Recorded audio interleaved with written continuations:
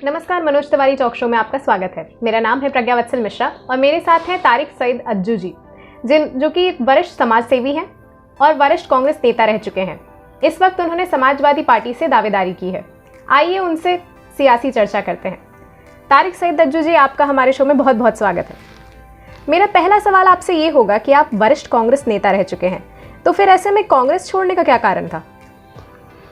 कांग्रेस के साथ मैंने 34 साल बिताए।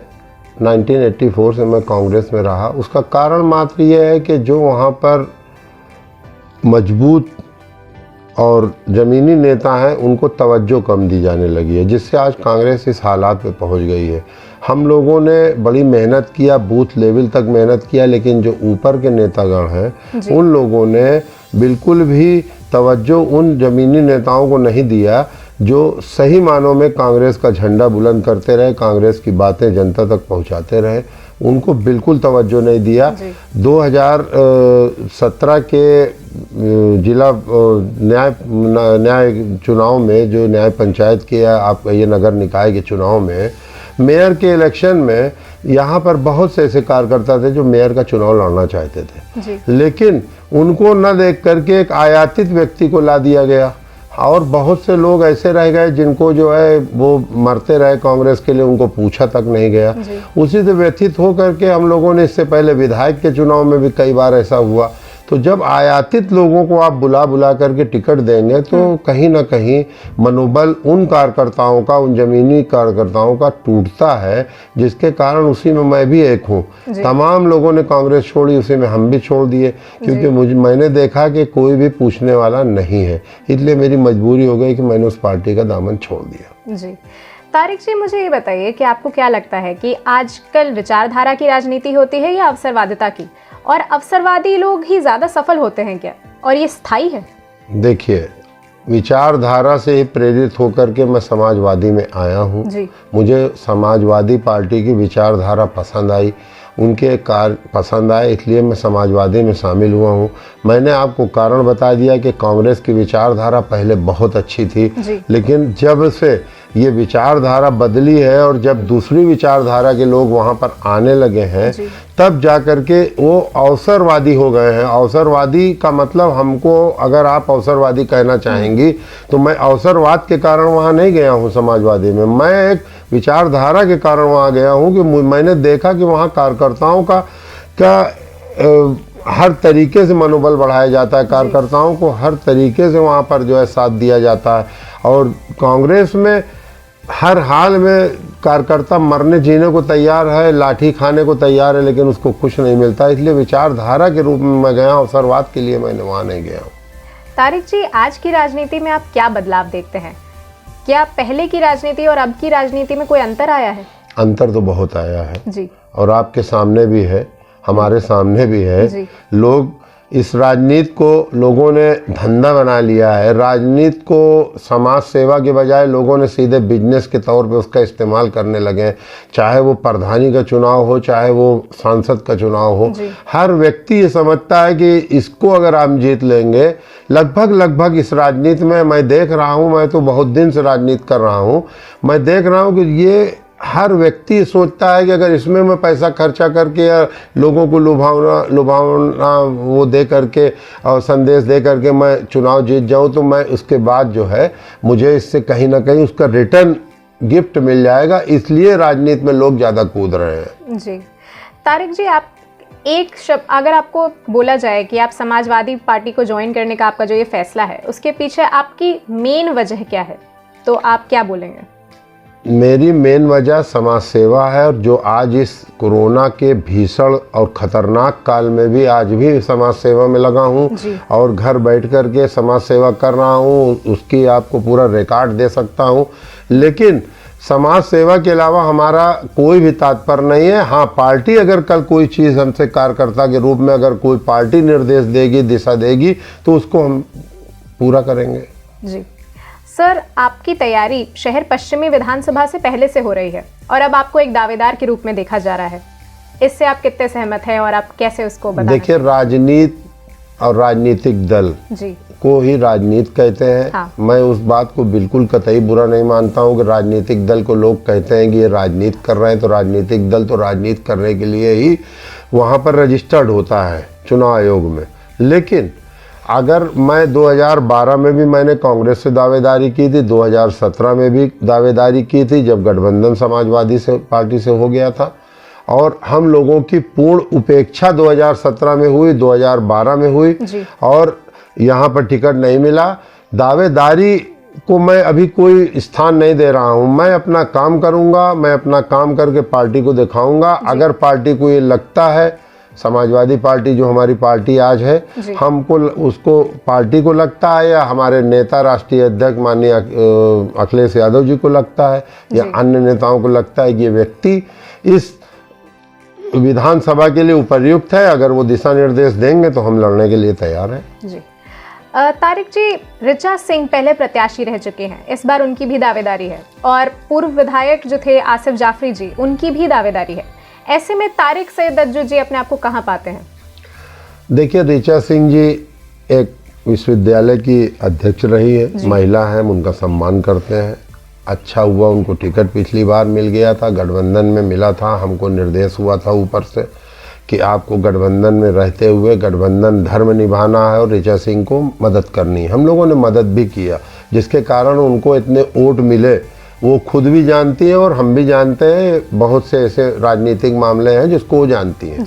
लेकिन ऋचा सिंह जी का भी कर्तव्य है और ऋचा सिंह जी भी राजनीतिक व्यक्ति हैं, वो दावेदारी कर रही हैं, वो उनका स्थान है, उनकी मर्जी है, अच्छी बात है। आसिफ जाफरी जी हमारे बगल के चैल से बहुजन समाज पार्टी से विधायक रहे, आज समाजवादी पार्टी में है, उनका अगर दावेदारी है तो भी उनका स्वागत है। अब तो पार्टी को जो भी करना है, हम अपने को वहाँ पाते हैं, हम अपना काम दिखाएंगे। अगर हमारा काम पसंद आएगा, जैसा कि हमारा काम पहले कांग्रेस के रिज्यूम में आप लोग या और अन्य हमारे मीडिया के साथी या और राजनीतिक दल के लोग इस बात को जानते हैं कि हमने क्या किया है, हम क्या रहे हैं। मैं शहर अध्यक्ष कांग्रेस कमेटी का निभा चुका हूँ पद, कार्यवाहक अध्यक्ष का, तो मैंने काम किया है। अगर हम सड़कों पर आंदोलन कर रहे हैं, हम जनता के बीच में गए, आज भी जनहित में काम कर रहे हैं, 2500 ऐसे मामले जो आपके सामने हैं, तो उसी के बल पर हम चाहते हैं कि अगर हमको अवसर मिलेगा तो हम भी लड़ेंगे। अब दावेदारी तो भाई हर की है। अब कहिए कल आसिफ जाफरी साहब और ऋचा सिंह और तारिक सईद अज्जू की जगह पर किसी और को अगर माननीय अखिलेश यादव जी ले आएंगे तो भी हमको। तो आप कहना चाहते हैं कि आपकी तैयारी पूरी है? हमारी पूरी तैयारी पूरी नहीं, तैयारी तो हमारी हमेशा रही है। हम तो तैयार होकर के निकलते हैं घर से। अगर हमारी तैयारी नहीं होगी तो हमको कौन पूछेगा? हम राजनीति कहाँ से करेंगे, हम कैसे समाज सेवा करेंगे? हम तो तैयार रहते ही हैं, लेकिन तैयारी उसी को मानी जाती है कि अगर आपका काम दिखे। जैसा कि हमारे माननीय अखिलेश यादव जी ने स्लोगन भी दिया था, काम बोलता है। तो अगर हमारा काम बोलता है तो हमको टिकट मिलेगा, हम चुनाव लड़ेंगे। और उनको पूरी उम्मीद के साथ हम इस बात का आपके माध्यम से भी कहेंगे और ऐसे भी हम कहते हैं कि भाई अगर आप अवसर देंगे तो हम उसको करके दिखाएंगे। बाकी हम पार्टी के एक कार्यकर्ता के रूप में जो दिशा निर्देश पार्टी का होगा वो हम करेंगे। तारिक सईद अज्जू जी, मुझे ये बताइए कि शहर पश्चिमी विधानसभा से इस वक्त अगुवाई बीजेपी के बड़े नेता और मंत्री सिद्धार्थनाथ सिंह जी कर रहे हैं, उनके काम से आप कितने संतुष्ट हैं? देखिए, सिद्धार्थनाथ सिंह जी आज ही का आप ले लीजिए, मैं बहुत दूर नहीं जाऊंगा ना बहुत उसमें विश्लेषण में जाऊंगा। आज का आप ले लीजिए, उत्तर प्रदेश सरकार के वो हमारे प्रतिनिधि के रूप में हैं। उत्तर प्रदेश सरकार का प्रतिनिधित्व का मतलब कि उनकी तरफ से वो हर चीज़ बोलते हैं। और आज ऑक्सीजन की जो कमी उत्तर प्रदेश या भारत में है, विशेष करके उत्तर प्रदेश में, तो उत्तर प्रदेश में जो ऑक्सीजन की कमी है उसका उनको अधिकार मतलब उनको पूरा इंचार्ज बनाया गया है।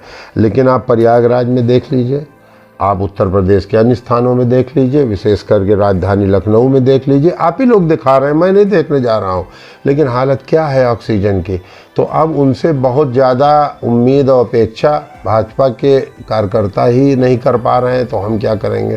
कितने बीजेपी के हमारे साथी, हमारे मित्र जो हमारे यार हैं, भले उनकी विचारधारा वो भाजपा में है, लेकिन हम एक दूसरे की मदद में लगे हुए हैं। हम लोग कर रहे हैं, वो हमारी कर रहे हैं, हम उनकी कर रहे हैं। लेकिन जहाँ तक सरकार के हमारे माननीय मंत्री जी का है, तो माननीय मंत्री जी तो भाई कहना नहीं चाहिए, उनकी ज़रूर ननिहाल इलाहाबाद में है, और लेकिन उनको जो है वो क्या काम कर रहे हैं क्या नहीं कर रहे हैं वो सब जनता के सामने है। इसका जवाब जो है 2022 में उनको स्वयं मिल जाएगा। जी, मंत्री जी का कहना है कि उन्होंने झलवा की सड़क का निर्माण कराया है और भी कई फिट सड़कें उन्होंने बनवाई हैं। ऐसे में आप उनके इन सड़कों के दावों को कितना सही मानते हैं? झलवा की सड़क का विशेष रूप से आपने जिक्र किया तो मैं इसका आपके प्रति बहुत आभार प्रकट करता हूँ।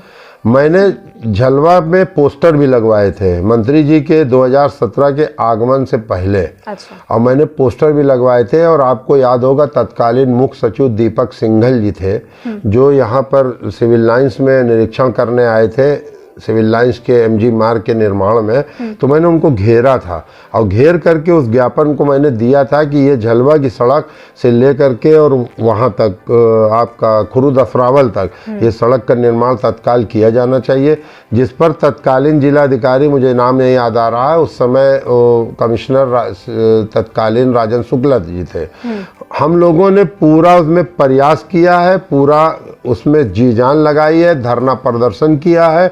उस सड़क की अगर झलवा की बात करें, वो भले ही इनके रिज्यूम में काम हुआ हो, जबकि भाजपा की तो एक आदत सी बन गई है कि काम कहीं का है, शिलान्यास और उद्घाटन यही करते हैं, तो वो एक अलग इशू है। लेकिन सच्चाई है कि इसको हम ही लोगों ने रेस किया था, इस इशू को। बगल में मीरा पट्टी है, पानी भरा था, आपको मालूम होगा, इसमें भी हम ही लोगों ने, राजीव अग्रवाल यहाँ पर तत्कालीन जिलाधिकारी महोदय थे, वो भी हम लोगों ने रेस किया था, जिस पर सारे बजट अलाउ हुए थे। अब ऐसा अवसर आया कि उद्घाटन का और शिलान्यास का अवसर माननीय मंत्री जी को मिल गया, तो भाई उनका श्रेय अपना जाता है, वो अपना श्रेय ले, लेकिन जनता सब जानती है कि किसने काम कराया है, कैसे हुआ है ये काम। तारिक जी, आप ये बताइए कि शहर पश्चिमी को लेकर आगे आपकी क्या योजनाएं हैं?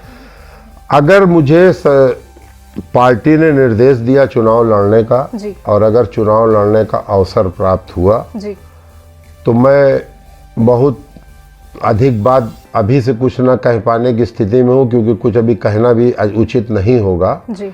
लेकिन शायद वो जनता जो कभी, अगर हमको ये अवसर मिल गया ऊपर वाले की कृपा से, आज रमज़ान के मुबारक महीने में अगर वो ऊपर से कृपा आ गई जी। और अल्लाह ताला ने अगर नवाज दिया, तो हम समझते हैं कि हम एक कार्यकर्ता के रूप में, एक भाई के रूप में, एक बेटे के रूप में हर उस व्यक्ति के पास पहले जाऊंगा जो व्यक्ति हमारा विरोध करेगा, और वो व्यक्ति को भी अपना बनाने की कोशिश करूंगा, ताकि भविष्य में आने वाले समय में कोई भी चुनाव लड़े तो वो हर व्यक्ति ये कहे कि भाई मेरा तो प्रत्याशी ऑलरेडी, मेरा तो प्रत्याशी है, मुझे किसी की आवश्यकता नहीं है। ये काम करने की मेरी इच्छा है, बाकी ऊपर वाले का है, क्या समय आएगा क्या नहीं आएगा। कि ये कुछ ज़्यादा ही लंबा काम हो गया कि आप एक के पास जाने वाले हैं और सबको मनाने? देखिए, 5 साल जीतने के पहले या चुनाव के समय तो नहीं मिलता समय, सत्य है। हर गली हर कूचे में आदमी नहीं जा सकता, बड़ी विधानसभा है, 400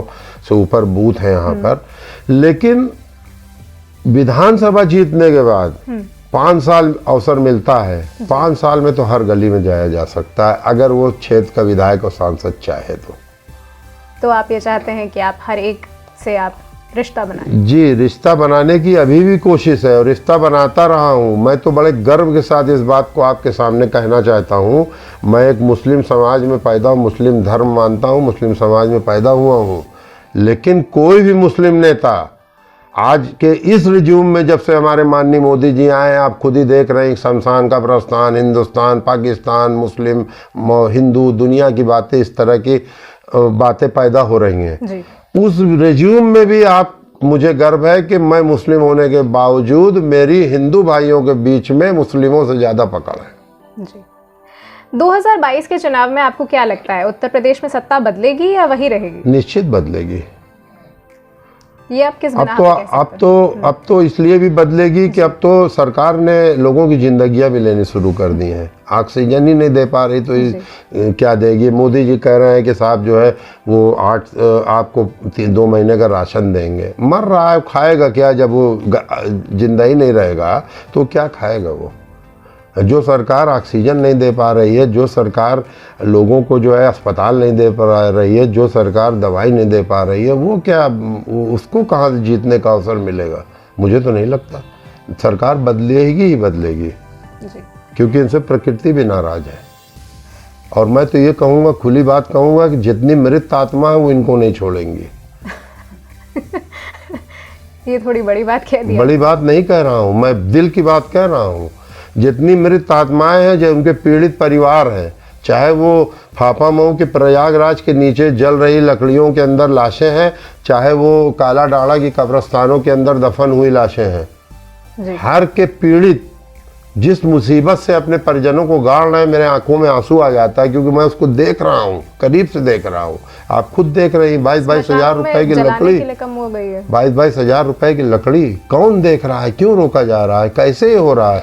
रेमडेसिविर इंजेक्शन के लिए मारा मारी 50-50 हजार रुपए का, 899 रुपए की प्रिंट है, 50 हजार रुपए का इंजेक्शन बिक रहा है, लोग मर रहे हैं, खरीद रहे हैं, जेवर रख रहे हैं, खरीद रहे हैं। क्या मचा हुआ है? घर घर में ऑक्सीजन के सिलेंडर सप्लाई हो रहे हैं, अपने घर के अंदर अस्पताल लोग बनाए, तो मदद भी कर रहे हैं। तो देखिए, मदद आपसे ये पूछना चाहूंगी कि एक नेता होने के नाते आप क्या कर रहे हैं? देखिए, हम भी अपनी जान को बचा रहे हैं जी। सत्य तो ये है, और इस रिज्यूम में आप भी अपनी जान को बचाने की कोशिश कर रहे हैं। सब लोग अपनी जान को बचा रहे हैं। क्योंकि हम आपको इंटरव्यू दे रहे हैं, इसलिए मैं मास्क भी, ये देखिए, रखा हुआ है। मास्क बगैर लगाए हिम्मत नहीं पड़ती किसी से बात करने की, लेकिन अपनी जान बचाते हुए हर की मदद कर रहे हैं। मेरे टेलीफोन के अगर आप जो है उसकी CDR निकाल लीजिए, तो आपको पता चलेगा कि कितने ऑक्सीजन, कितने हॉस्पिटल, कितनी दवाएं, कितने लोगों से इंटरेक्ट, कितने लोगों को समझाना, परेशान न होइए, फला होइए, ये ढेका होइए, ये सब चीज़ें हम लोग घर से बैठ करके कर रहे हैं। हमारे भी बहुत से लोग टेलीफोन जानते हैं, हम उनको जानते हैं, या कोई दोस्त के जरिए किसी को कोई लिंक मिल जाता है, तो हम अपने घर से बैठ करके मदद कर रहे हैं जी। यहाँ मैं लेना चाहूँगी एक छोटा सा ब्रेक।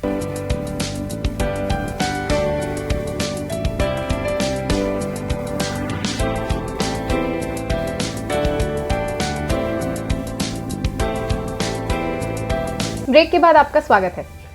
तारिक जी, मेरा अगला सवाल आपसे ये है कि आपको क्या लगता है, बसपा शहर पश्चिमी से मजबूत है, ऐसे में त्रिकोणीय मुकाबला होगा तो आपको क्या लगता है दिक्कत हो सकती है? आपने कहा बसपा शहर पश्चिमी मजबूत है जी, कहाँ से आपको दिखता है? मुझे तो नहीं दिखता। अच्छा। क्योंकि बसपा का जो वोट है वो लगभग भाजपा की तरफ पिछले चुनाव से देख रहा हूँ, 2017 से। तो आपको लगता है 2014 से लगभग देख रहा हूँ कि जो उनका वोट बैंक है वो लगभग भाग रहा है उधर। अच्छा। और आपकी वो वोट बैंक दो जगह डिवाइड होने जा रहा है, मेरी जो ओपिनियन है जी। एक तो जा रहा है कुछ कांग्रेस में और बाकी सपा में और कुछ बसपा में। तो वोट बैंक उसका कुछ नहीं बचा है, ना यहाँ पर कोई ऐसी स्थिति है। मुसलमान बसपा को देने वाला नहीं है वोट, क्योंकि बसपा को भाजपा की बी टीम मान लिया है मुसलमानों ने। अगर ये गई और कहीं ज़रूरत पड़ी भाजपा को तो फट से कूद जाएंगी वहाँ लेकर के। तारिक जी, आपको नहीं लगता कि ध्रुवीकरण की राजनीति, सपा और बसपा की तुष्टीकरण की राजनीति की वजह से बीजेपी को इसका लाभ मिल रहा है? देखिए, भाजपा वालों के मुंह से तुष्टीकरण सुनते सुनते शायद मुझे लग रहा अटल बिहारी वाजपेयी जी के और समय से पहले से तुष्टीकरण का उनके मुंह से सुनते सुनते सुनता चला आ रहा हूँ। तुष्टीकरण किसको भाजपा मानती है? खाली मुस्लिम को तुष्टीकरण या हिंदू तुष्टीकरण भी है? अगर वो ये गेम खेल रहे हैं कि मुसलमानों को भाजपा के नेता गाली बकते हैं, आपके ही मीडिया के माध्यम से ही वायरल होते रहते हैं, बहुत से मैटर है, चाहे वो साक्षी महाराज ले लीजिए, बंगाल के ले लीजिए, कहीं भी 50 इनके विधायक, सुरेंद्र सिंह बलिया को ले लीजिए, विधायक इनके हैं। तुष्टीकरण कुछ नहीं होता है जी। और ना हिंदू मुसलमान होना चाहिए। भाजपा को इसका लाभ मिल रहा है, इसलिए वो सबसे बड़ा तुष्टीकरण कर रहे हैं। बंगाल में कितना बड़ा तुष्टीकरण चल रहा है, आप इसको खुद देख लीजिए। ममता दीदी को कह रहे हैं कि ये मुस्लिम तुष्टीकरण कर रही है, आप कौन सा तुष्टीकरण कर रहे हो ये आप बता दो जी। तो मैं तो ये मानता हूँ कि तुष्टीकरण को तो समाप्त हो जाना चाहिए। तुष्टीकरण कोई वर्ड नहीं है, वर्ड ये है कि आप एक कम्युनिटी को ये मान करके, हमारे माननीय अटल बिहारी जी के समय में ये नहीं था, आडवाणी जी के समय में भी ये नहीं था, लेकिन मोदी जी के समय में ये जरूर आ गया है। एक लकीर जरूर खिंच गई है कि भाजपा को लगता है कि मुसलमान हमारा बिल्कुल वोटर नहीं है, और मुसलमान को लगता है कि भाजपा हमारी पार्टी नहीं है। ये हालात उत्पन्न किसने किया है? ये हालात उत्पन्न किया है भारतीय जनता पार्टी और उनके नेताओं ने। ये हालात उत्पन्न किया है सत्ता के लोलुप लोगों ने। ये हालात उत्पन्न नहीं होना चाहिए।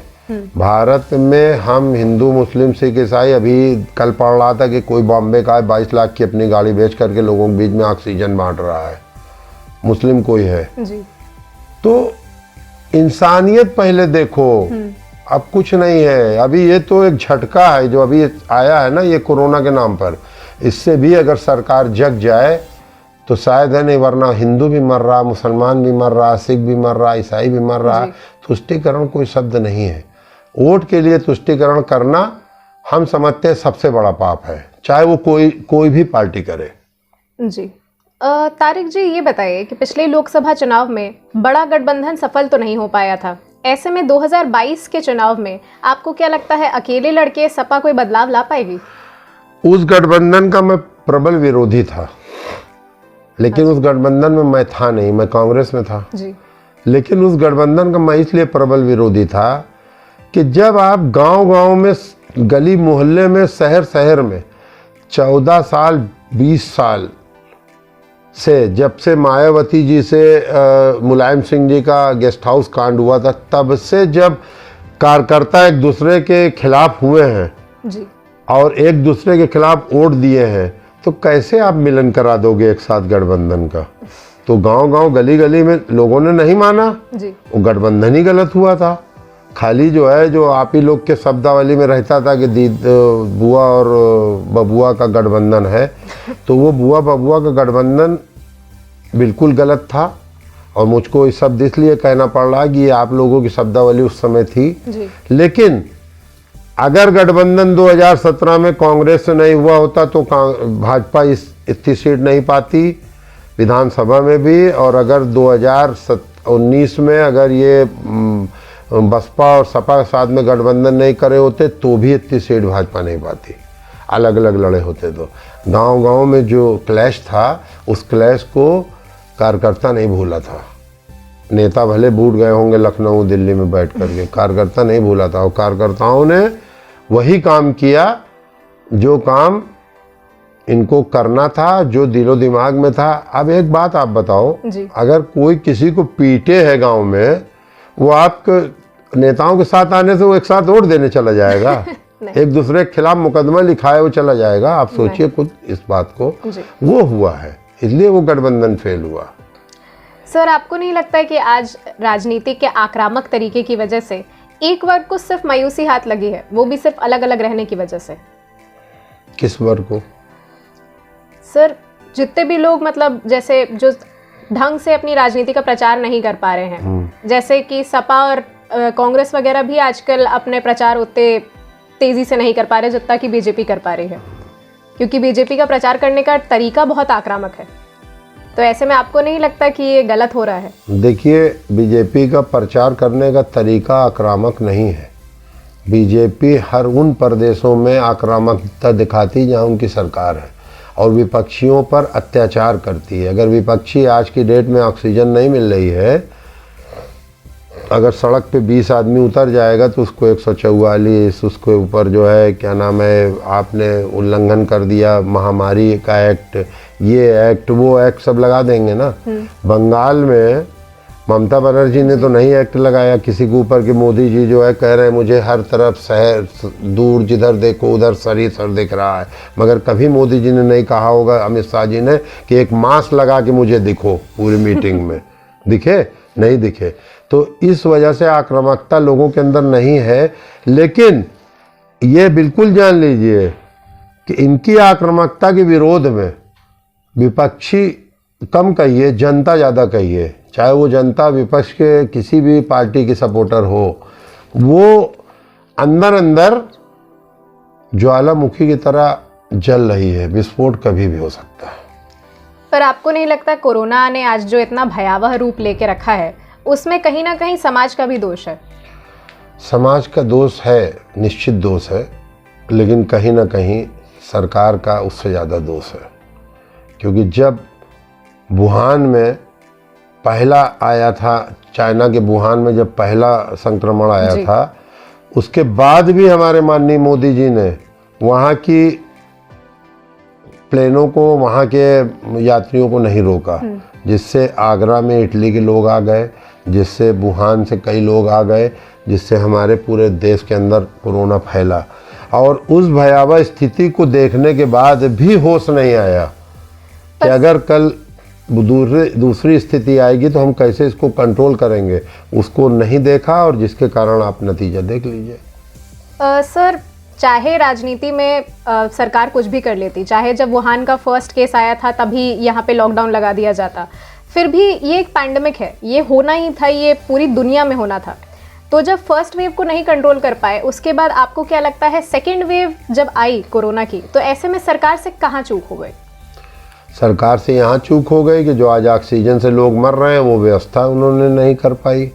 जो दवाइयों का अभाव है, जो अस्पतालों का अभाव है, जो वेंटिलेटर्स का अभाव है, जो कोविड हॉस्पिटल्स का अभाव है, वो सब इंतजाम नहीं कर पाई।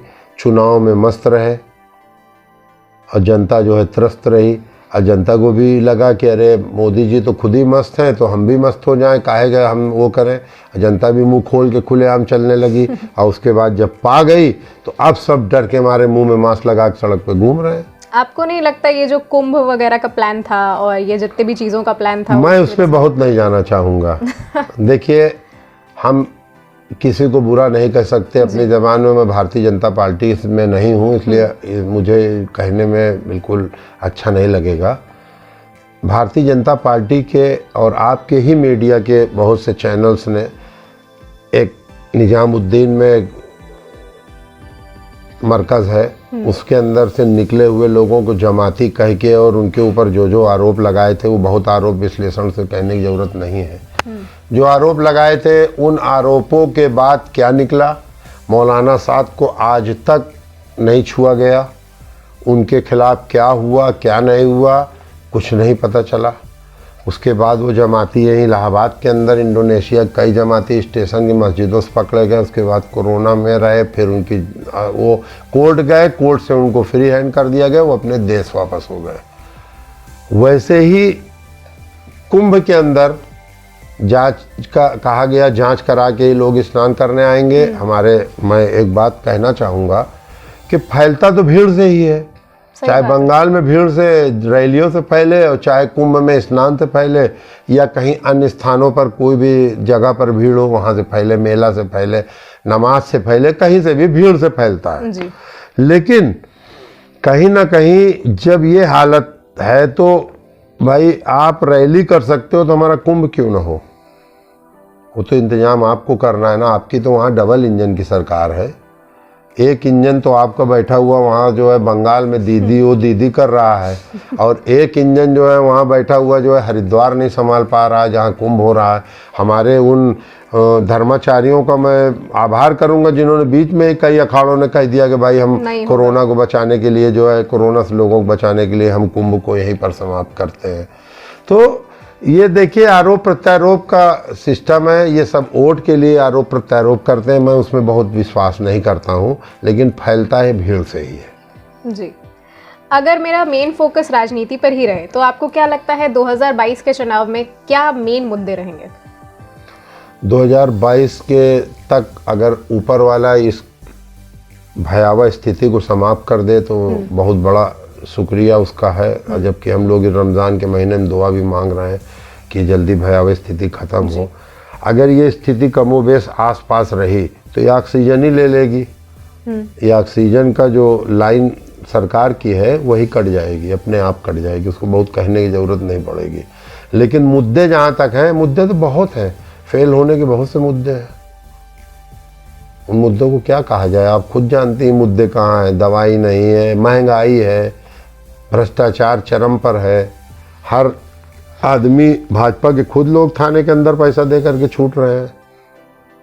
तो इसको कहाँ तक देखें? आप ही लोग दिखाते हैं। पुलिस के लोगों के द्वारा जो है क्या क्या हो रहा है। सबको मैं नहीं कहता सब खराब है, लेकिन कंट्रोलिंग बेकार है। इसलिए कंट्रोल जब बेकार है तो फिर सब बेकार कि आज भी बाहुबल और धनबल क्या राजनीति को प्रभावित कर रहे हैं? 100% छिप करके कर रहे हैं। अच्छा। मैं मान सकता हूँ कि आप देख लीजिए, अपराध के आंकड़े उठा के देख लीजिए, बलात्कार देख लीजिए, घटनाएं देख लीजिए। आपके सामने अभी जो है कुछ ही दिन हुआ है जब आपके मीडिया के लोग 24-24 घंटे सड़क पे बैठ करके रिपोर्टिंग कर रहे हैं हाथरस की बिटिया के ऊपर। तो बहुत से मामले हैं, मामलों की कमी नहीं है, रोज़ाना हो रहे हैं। कितने तो आपका, मैं कहना चाहूँगा आपके माध्यम से, बहुत खुली बात है कि मीडिया के ही लोग दाब देते हैं, नहीं सामने आता है। सर, कहा जाता है कि पूर्व मंत्री और सांसद सलीम शेरवानी जी के साथ आप अपनी राजनीति के नैया पार लगाना चाहते हैं, इससे आप कहां तक सही मानते हैं? देखिए, अगर सलीम शेरवानी साहब के साथ मेरी नैया, वो मेरे नेता हैं, बेशक वो हमारे नेता 1984 से हैं। जब अमिताभ बच्चन यहाँ चुनाव लड़े थे, ये बदायूं से सांसद हुए थे, अमिताभ जी इलाहाबाद से सांसद हुए थे, तब मैं यूथ कांग्रेस में था, और वो हमारे नेता आज भी हैं। और उनके द्वारा नैया पार कराना, उनका सहयोग जरूर लूँगा और लेता रहा हूँ हमेशा, चाहे वो राजनीति में हो या अन्य कामों में हो। उनका सहयोग हमेशा हमको मिलता रहा, वो हमारे गार्जियन है। और रहा सवाल नैया पार कराने का, तो सलीम शेरवानी साहब हमारे साथ सड़क पे काम तो करेंगे नहीं। सलीम शेरवानी साहब हमारे साथ जनता के बीच में तो जाएंगे नहीं। हम तो उनको कुछ करके, उनको या किसी भी मतलब अपनी पार्टी को जब दिखाएंगे, तभी ना सलीम शेरवानी साहब हमारे लिए कोई रिकमेंडेशन कर पाएंगे। कि मैं घर में बैठा रहूँगा और कोई जाके वहाँ सर्वे करेगा कि अज्जू को जानते हैं, वो कहेंगे नहीं भैया नहीं जानते, तो सलीम साहब कैसे वहाँ पे वो कर देंगे?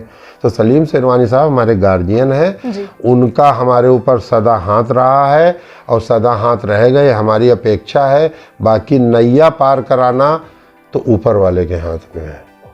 नैया इंसान नहीं पार करा सकता है, सहयोग कर सकता है जी। और सहयोग उनका लूँगा और लेता रहा हूँ, सदा लेता रहा। उनका हमारे प्रति, हम उनके प्रति आभारी हैं उनके सहयोग के लिए, और सदा ले रहे हैं। 1984 से ले रहे हैं, आज से नहीं ले रहे हैं। कितना वक्त बीत गया, 36 साल हो गया। तो वो नैया की बात मत करिए। हाँ, उनका सहयोग जरूर रहेगा मेरे ऊपर उनका हाथ है और बरदहस्त उनका रहेगा जी।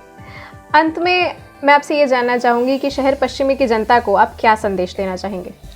मैं आपके माध्यम से संदेश ये देना चाहूँगा कि आप लोग कभी भी चुनाव आवे, विशेष करके चुनाव ना भी आवे तब भी, कोई चुनाव लड़े, मैं लड़ूं ना लड़ूं, लेकिन आप लोग मत लड़ना आपस में, और हिंदू मुसलमान की एकता बनाए रखना और एक दूसरे की भाईचारगी बनाए रखना, और विकास जहाँ हो रहा वहाँ सहयोग करना। और हम लोग आपके साथ तन मन धन से तैयार बैठे हैं और तन मन धन से तैयार रहेंगे।